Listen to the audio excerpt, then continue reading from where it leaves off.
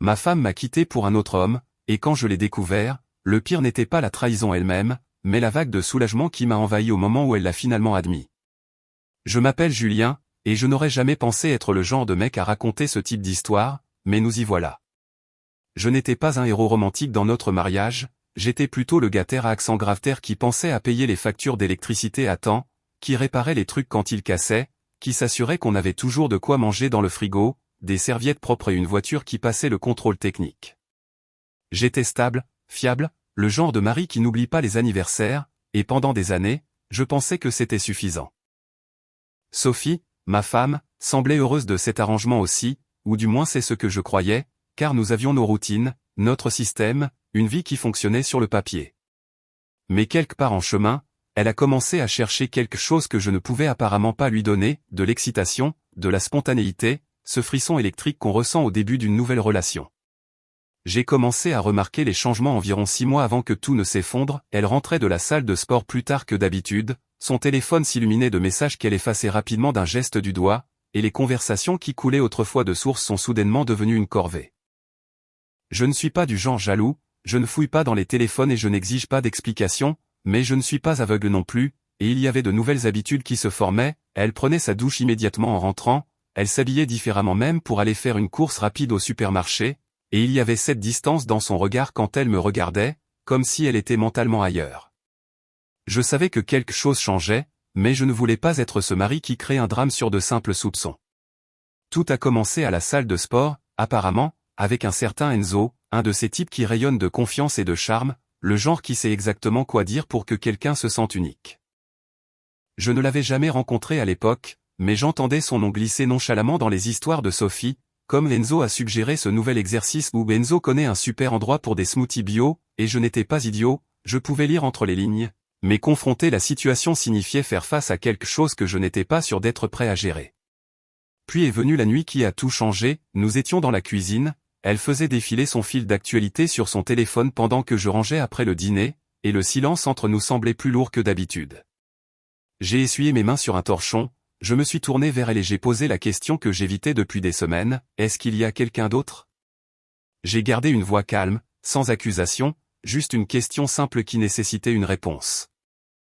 Elle s'est figée une seconde, son pouce en suspens au-dessus de l'écran, puis elle m'a regardé avec une expression que je n'avais jamais vue auparavant, pas exactement de la culpabilité, mais plutôt un mélange de résignation et de défi. Oui, a-t-elle dit, juste ce mot, net et direct, sans aucune excuse. J'ai hoché la tête lentement, ressentant à nouveau cet étrange soulagement, comme si avoir enfin la confirmation de ce qu'on soupçonnait était plus facile que de vivre dans l'incertitude. Alors tu dois faire un choix, lui ai-je dit d'un ton égal et mesuré, je ne vais pas vivre avec des fantômes dans cette maison, et je ne serai pas ton plan B pendant que tu décides de ce que tu veux. Elle n'a pas argumenté, n'a pas essayé d'expliquer ou de justifier, elle s'est simplement levée de table et s'est dirigée vers notre chambre. J'ai entendu les tiroirs s'ouvrir et se fermer, le bruit d'une valise qu'on sort du placard, et je suis resté dans la cuisine parce que je ne savais sincèrement pas quoi faire d'autre. Une partie de moi s'attendait à ce qu'elle revienne et dise qu'elle avait fait une erreur, qu'elle voulait qu'on travaille sur notre couple, mais ça n'est pas arrivé. Elle a fait ses bagages méthodiquement, prenant l'essentiel et laissant tout le reste pour plus tard, et quand elle est passée devant moi avec ses sacs, elle s'est arrêtée juste un instant pour dire « Je reviendrai chercher le reste de mes affaires demain » sans croiser mon regard, et puis elle était partie. L'appartement semblait différent après son départ, pas exactement vide, mais plus léger, comme si j'avais porté un poids supplémentaire sans m'en rendre compte. Je n'ai pas pleuré, ni cassé d'objets, ni appelé 100 fois pour la supplier de reconsidérer sa décision, je me suis juste assis sur le canapé pour assimiler ce qui venait de se passer. Mon premier réflexe n'a pas été de la poursuivre ou de me battre pour elle, mais de me protéger contre d'autres dommages. Cette nuit-là, j'ai commencé à séparer nos vies de manière pratique, j'ai passé en revue nos comptes communs et fait une liste de tout ce qui devait être divisé, les comptes bancaires, les abonnements, les factures, toute l'infrastructure ennuyeuse d'une vie commune. J'ai changé les mots de passe des comptes qui m'appartenaient, je lui ai retiré l'accès aux choses dont elle n'avait plus besoin, et j'ai créé un tableau Excel simple pour suivre tout ce que nous devions régler. Ce n'était pas vindicatif, c'était juste pratique, la façon dont j'avais toujours géré les problèmes, en les décomposant en étapes gérables. Au cours des jours suivants, Sophie envoyait des SMS occasionnels demandant des objets aléatoires qu'elle avait laissés ou posant des questions sur des factures, et je répondais par des réponses factuelles et courtes, je n'étais pas froid, je n'étais pas chaleureux, j'étais juste neutre. Ma sœur, Élise, m'a appelé durant cette première semaine pour savoir si j'allais bien, et je lui ai dit honnêtement que ça allait. Je ne suis pas en colère, lui ai-je expliqué, j'ai juste tourné la page, c'est différent. Élise me comprenait mieux que la plupart des gens, elle savait que je n'étais pas du genre à faire des gestes dramatiques ou à chercher la vengeance, mais plutôt du genre à fermer les portes calmement et à avancer. Sophie a emménagé avec Enzo presque immédiatement, ce qui m'a tout dit sur la durée réelle de leur relation avant la rupture. Des amis communs ont commencé à me contacter avec cette énergie gênante des gens qui ont appris la nouvelle, et j'appréciais leur inquiétude mais je ne voulais pas ressasser les détails. Qui avait-il à dire? Ma femme avait choisi l'excitation plutôt que la stabilité, la passion plutôt que le partenariat, et bien que ça fasse mal, ce n'était pas vraiment surprenant car je l'avais senti s'éloigner depuis des mois, je n'avais juste pas voulu me l'avouer. Ce qui est étrange avec la trahison, c'est qu'une fois le choc initial passé, on commence à voir tous les signes qu'on a manqués ou ignorés. Je me souvenais des soirs où elle prétendait être trop fatiguée pour l'intimité, seulement pour avoir l'énergie d'envoyer des textos à quelqu'un d'autre jusque tard dans la nuit. Je me souvenais des week-ends où elle avait soudainement des projets avec des amis que je n'avais jamais rencontrés. Je me souvenais de la façon dont elle avait commencé à chercher la petite bête pour des broutilles, comme si elle essayait de justifier ses actions en me peignant comme inadéquat. Rien de tout cela n'était dramatique ou évident sur le moment, mais avec le recul, le schéma était clair.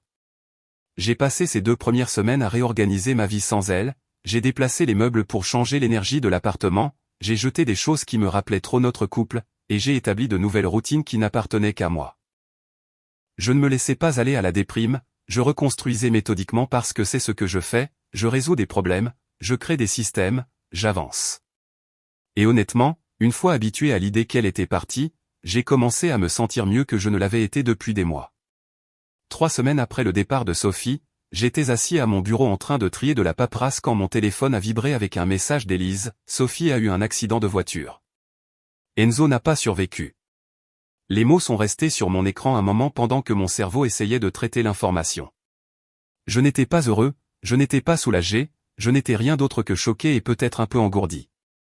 Toute la colère que j'avais pu avoir envers Enzo s'était transformée en indifférence à ce stade, et maintenant il était parti, juste comme ça, et Sophie était à l'hôpital.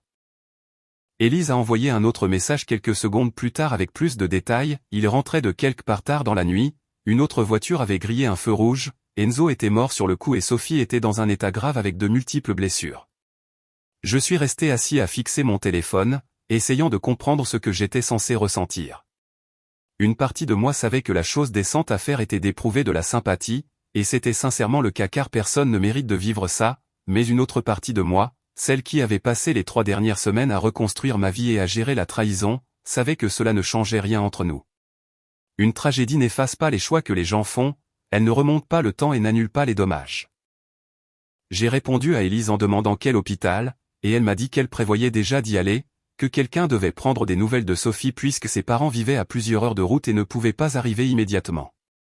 J'appréciais ça chez ma sœur, elle avait bon cœur et ne laissait pas ses sentiments personnels l'empêcher de faire ce qui semblait juste. J'ai dit à Élise que je n'irais pas à l'hôpital moi-même, pas parce que je voulais que Sophie souffre seule, mais parce que ma présence là-bas serait confuse pour tout le monde. J'ai transmis mes pensées via Élise et je le pensais vraiment, mais je savais aussi que me montrer enverrait le mauvais message, comme si je reconsidérais tout, ce qui n'était pas le cas. Au cours des jours suivants, Élise m'a tenu au courant, Sophie avait une jambe cassée, des côtes fracturées, une commotion cérébrale et aurait besoin de plusieurs semaines de convalescence avec une mobilité réduite. Les médecins disaient qu'elle guérirait complètement mais qu'elle aurait besoin d'aide pour les tâches basiques pendant la récupération. Ses parents étaient arrivés et géraient la crise immédiate, prenant les décisions médicales et s'occupant des assurances et de tout le chaos qui suit un tel événement. Je me sentais mal pour elle, vraiment, mais je ressentais aussi cette étrange certitude que mon rôle dans sa vie était terminé. Élise a rendu visite à Sophie quelques fois et m'a rapporté qu'elle était dévastée, pas seulement physiquement mais émotionnellement, pleurant la mort d'Enzo tout en faisant face à la réalité de sa situation. J'écoutais et je disais les choses appropriées, mais je gardais mes distances. Puis, environ 10 jours après l'accident, Élise m'a dit que Sophie demandait après moi, voulant savoir si j'accepterais de parler.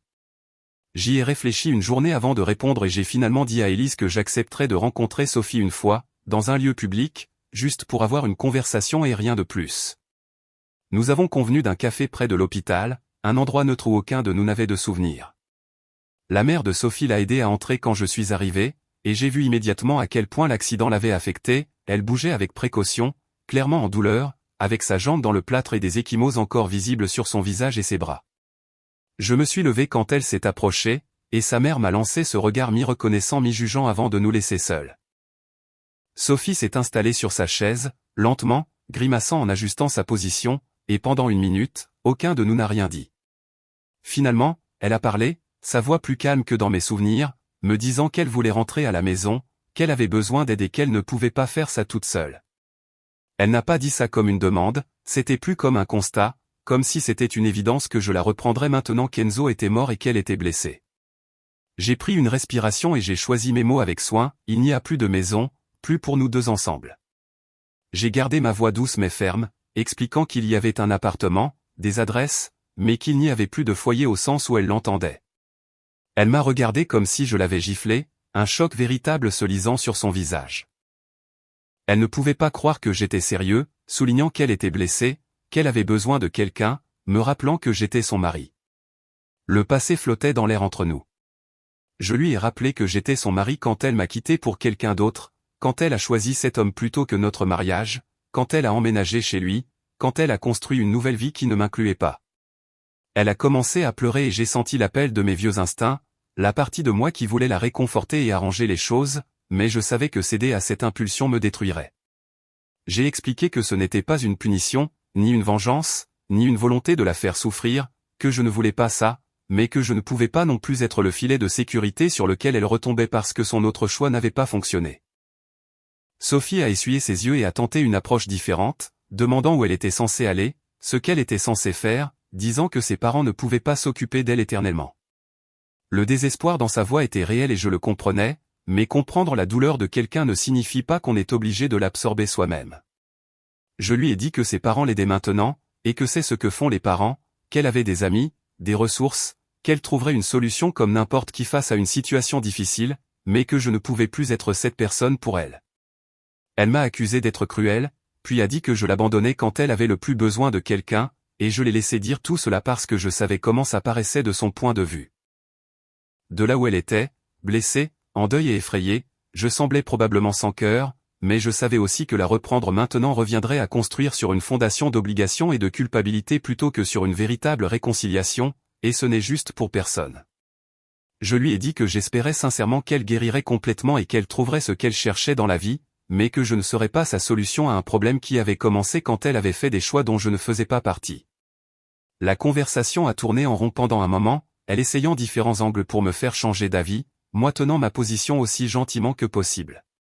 Finalement, j'ai vu qu'elle était épuisée physiquement et émotionnellement, et j'ai suggéré qu'on en reste là. Avant de nous séparer, je lui ai dit que j'étais prêt à gérer les aspects pratiques de notre séparation correctement et équitablement, je m'assurerai que tu récupères tout ce qui est à toi, nous diviserons les choses correctement, et je ferai tout de manière transparente pour qu'il n'y ait pas de confusion. J'ai expliqué que je voulais faire les choses officiellement, avec tout documenté, pour que nous ayons tous les deux une conclusion et qu'on puisse avancer. Elle a hoché la tête faiblement, probablement trop fatiguée pour argumenter davantage, et sa mère est revenue pour l'aider à aller à la voiture. Je les ai regardés partir et j'ai ressenti ce mélange de tristesse et de résolution, comme fermer un livre qu'on n'a jamais fini mais qu'on sait qu'on ne rouvrira plus jamais. Cette nuit-là, j'ai commencé à planifier comment gérer la séparation proprement. Je n'allais pas faire le mort ni rendre les choses difficiles, mais je n'allais pas non plus laisser la culpabilité me manipuler pour défaire tous les progrès que j'avais faits. J'ai décidé que tout devait se passer avec des témoins, dans un espace neutre, avec une documentation claire de chaque décision, pas de réunion privée où les émotions pourraient obscurcir le jugement, pas de conversations ambiguës qui pourraient être mal interprétées plus tard. Je voulais des lignes nettes et une fin claire parce que c'est la seule façon de vraiment avancer. La vérité, c'est que je me sentais terriblement mal pour sa situation et une partie de moi continuait de se demander si je faisais la bonne chose, mais chaque fois que j'imaginais la reprendre, je voyais le même schéma se reproduire, moi devenant son aide-soignant par obligation, elle m'en voulant de ne pas être Enzo, nous deux piégés dans une relation tenue par la culpabilité plutôt que par l'amour. Ce n'est pas un mariage, c'est une peine de prison pour deux personnes. Ce dont elle avait besoin, c'était de soins sincères de la part de gens qui choisissaient de les donner librement, pas l'aide réticente de quelqu'un qu'elle avait déjà rejeté. Ses parents étaient là pour elle, ils avaient la capacité émotionnelle d'aider sans le bagage de la trahison qui assombrissait chaque interaction. Moi, je l'aurais aidé tout en revivant simultanément la douleur de son départ, et ce n'est durable pour personne. Élise m'a appelé ce soir-là pour savoir comment ça s'était passé, et je lui ai dit simplement que j'avais tenu bon, que j'allais m'assurer que tout soit géré correctement, avec respect mais aussi avec des limites. Ma sœur est restée silencieuse un moment, puis a dit qu'elle était fière de moi, que ça ne devait pas être facile, mais que je faisais ce qu'il fallait pour mon propre bien-être. Cette validation signifiait plus qu'elle ne le savait probablement, car dans des moments comme ceux-là, on a besoin que quelqu'un nous confirme qu'on n'est pas fou de se protéger. Les jours suivants ont été calmes, et j'ai utilisé ce temps pour préparer la séparation finale, rassemblant des documents, organisant nos biens communs et créant un plan clair pour le partage. J'ai ressorti ce tableau Excel créé la nuit de son départ et j'ai commencé à remplir les détails, ajoutant les reçus, soulignant les écarts, m'assurant que tout était comptabilisé. Ce n'était pas par mesquinerie, c'était pour être minutieux, pour m'assurer que nous pourrions tous les deux partir avec une compréhension claire de la situation. 2 semaines après cette rencontre au café, j'ai envoyé un message à Sophie via Élise avec une date, une heure et un lieu, la salle commune de mon immeuble, un samedi après-midi. Je lui ai dit d'amener qui elle voulait pour la soutenir, que cela allait être une séparation témoignée de nos vies, tout documenté et transparent. Elle a probablement pensé que j'étais dramatique ou froid, mais je savais exactement ce que je faisais, créer une situation où les émotions ne pourraient pas l'emporter sur les faits, où il n'y aurait aucune confusion sur ce qui a été dit ou convenu. J'ai passé les jours précédant cette réunion à tout organiser méticuleusement, j'avais des dossiers avec des relevés bancaires, des reçus, des documents montrant chaque dépense partagée de notre mariage, et j'avais tout séparé en catégories claires. Je n'essayais pas de la punir, j'essayais de clore ce chapitre de ma vie d'une manière qui ne laissait aucune zone d'ombre, aucune raison de se recontacter des mois plus tard pour des détails oubliés. J'avais aussi emballé toutes les affaires restantes de Sophie, les vêtements qu'elle avait laissés, les effets personnels, les photos, les petites choses accumulées au fil des ans, tout était dans des cartons et des sacs étiquetés, organisés et prêts à être remis. Le matin de la réunion, je suis arrivé tôt dans la salle commune et j'ai tout installé comme si je préparais une présentation professionnelle, j'avais empilé les cartons proprement le long d'un mur, les dossiers de documents sur la table, et j'avais même apporté un ordinateur portable au cas où nous aurions besoin de vérifier quelque chose en ligne. Élise est arrivée la première, proposant d'être là pour me soutenir, et j'ai apprécié sa présence plus que je ne pourrais l'exprimer. Un ami à moi nommé Thomas est venu aussi, quelqu'un qui avait connu Sophie et moi pendant notre mariage, et il s'est assis tranquillement dans un coin comme observateur neutre. Sophie est arrivée avec environ 10 minutes de retard, sa mère l'aidant à se déplacer avec ses jambes toujours dans le plâtre. Elle a regardé autour de la pièce avec cette expression d'incrédulité, comme si elle ne comprenait pas pourquoi je faisais tout ce cirque. Sa mère semblait mal à l'aise, sentant probablement que ce n'allait pas être la réconciliation émotionnelle que Sophie espérait peut-être. Je leur ai fait signe de s'asseoir et une fois tout le monde installé, j'ai commencé à passer tout en revue systématiquement. J'ai commencé par le plus facile, lui rendant ses effets personnels, passant en revue chaque carton et confirmant qu'elle avait tout ce dont elle avait besoin. Sophie hochait la tête, ne disant pas grand-chose, digérant peut-être encore la formalité de la chose. Puis je suis passé aux documents financiers, et c'est là que les choses se sont compliquées. J'avais créé une ventilation détaillée de nos comptes communs, montrant chaque dépôt et retrait de l'année écoulée. J'ai expliqué calmement que je divisais tout à 50-50e pour les dépenses partagées légitimes, loyer, factures, courses, les choses dont nous avions tous les deux bénéficié pendant notre mariage. Sophie semblait d'accord avec cette partie, même soulagée que je sois juste. Mais ensuite j'ai sorti un dossier séparé, et j'ai vu qu'elle se tendait. J'avais épluché nos relevés de cartes de crédit et bancaires des mois précédant son départ, et j'avais identifié des dépenses clairement liées à sa relation avec Enzo, chambre d'hôtel, dîner dans des restaurants où nous n'allions jamais ensemble, cadeaux que je savais ne pas être pour moi, même un week-end qu'elle avait prétendu être pour le travail. J'avais surligné chacun d'eux, fait le total et calculé sa part de ce qui avait été dépensé depuis nos comptes joints. Ce n'est pas de la vengeance, ai-je dit, gardant ma voix stable et factuelle, ce sont des dépenses faites avec de l'argent auquel nous avons tous les deux contribué, utilisé pour une relation qui m'excluait totalement, et je veux être remboursé pour ma part. La pièce est devenue très silencieuse. La mère de Sophie a commencé à objecter, disant que j'étais mesquin et vindicatif, mais j'ai calmement expliqué que je demandais simplement ce qui était juste, si elle avait utilisé son propre argent pour ses dépenses, je n'aurais rien dit, mais elle avait utilisé nos ressources communes pour quelque chose qui ne profitait qu'à elle et à quelqu'un d'autre. Sophie avait l'air de vouloir disparaître sous terre, mais elle n'a pas contesté les faits car ils étaient là, noir sur blanc. Je lui ai dit que je n'avais pas besoin de l'argent immédiatement, qu'on pouvait mettre en place un échéancier, mais que cela devait être reconnu et réglé.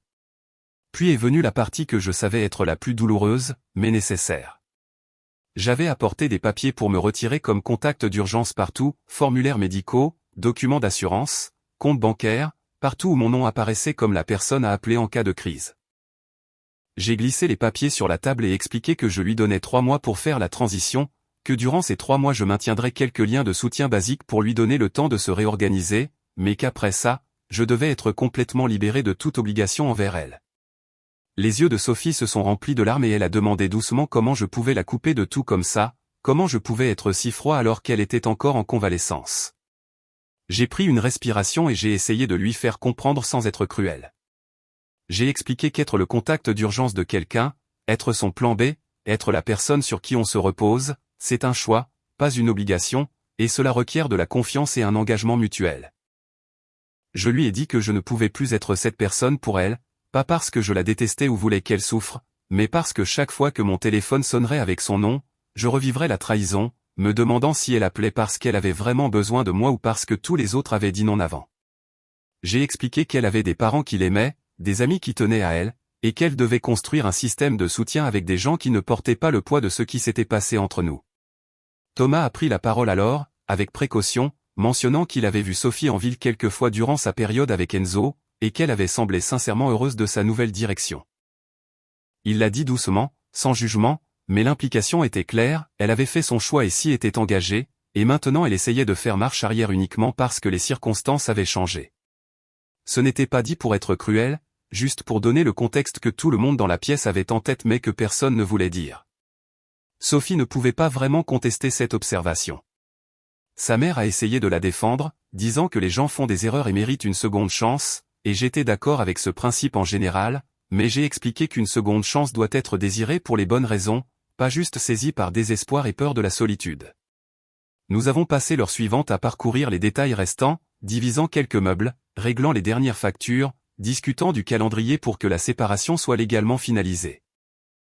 J'avais déjà consulté un avocat sur la manière de tout gérer, et parce que Sophie était partie volontairement et que les circonstances de notre séparation étaient claires, les choses étaient relativement simples, il n'y avait pas d'enfants, pas d'actifs compliqués, juste 2 personnes démêlant leur vie. Avant que Sophie ne parte, elle m'a demandé une dernière fois si j'étais sûr de moi, s'il y avait une part de moi qui pouvait pardonner ce qui s'était passé et réessayer. Je l'ai regardé et je n'ai ressenti qu'une sympathie épuisée. Je te pardonne, ai-je dit doucement, et je le pensais, expliquant que le pardon ne signifie pas prétendre que rien ne s'est passé ou se remettre dans une situation qui vous a déjà blessé une fois. Je lui ai dit que j'espérais sincèrement qu'elle guérirait complètement, qu'elle trouverait ce qu'elle cherchait, qu'elle se construirait une belle vie, mais que cette vie ne pouvait pas m'inclure, plus maintenant. Élise a aidé Sophie et sa mère à porter les cartons jusqu'à leur voiture, et Thomas est resté avec moi pendant qu'on rangeait la salle commune. Il m'a dit qu'il pensait que j'avais géré tout ça avec plus de grâce que la plupart des gens n'auraient pu le faire, que poser des limites ne rend pas quelqu'un sans cœur, ça le garde sain d'esprit. Après le départ de tout le monde, je suis retourné dans mon appartement et j'ai ressenti ce profond sentiment de soulagement, comme si j'avais enfin posé quelque chose de lourd que je portais depuis des mois. Les semaines suivantes ont été calmes, concentrées sur la finalisation légale de tout et l'assurance que tous les derniers détails étaient réglés. Sophie a envoyé quelques messages via Élise, surtout des questions logistiques, et j'y ai répondu poliment et brièvement, sans m'engager émotionnellement, fournissant juste l'information nécessaire avant de passer à autre chose. Environ 2 mois après cette réunion, j'ai rencontré quelqu'un de nouveau, elle s'appelait Camille, et elle était différente de Sophie en presque tout point, calme, stable, intéressée par la construction de quelque chose de réel plutôt que par la chasse à l'excitation. Nous avons pris notre temps, j'ai été honnête avec elle sur ce que j'avais traversé, et elle a apprécié cette honnêteté. La vie a commencé à redevenir normale, pas comme avant, mais d'une nouvelle façon qui semblait en fait plus saine. J'ai entendu par des amis communs que Sophie était retournée vivre chez ses parents temporairement et travaillait à se remettre sur pied. Je n'ai pas cherché à en savoir plus car sa vie n'était plus mon affaire. Je lui avais donné une séparation équitable, j'avais tout géré avec autant de dignité que possible, et maintenant nous étions tous les deux libres d'avancer. Avec le recul, je ne regrette pas d'avoir tenu mes limites, je ne lui souhaitais aucun mal, mais j'ai réalisé un jour en parlant de toute la situation avec Camille que je n'étais tout simplement plus son filet de sécurité. Parce qu'être le filet de sécurité de quelqu'un est un choix, pas une dette qu'on doit, et j'avais déjà payé tout ce que je devais à ce mariage.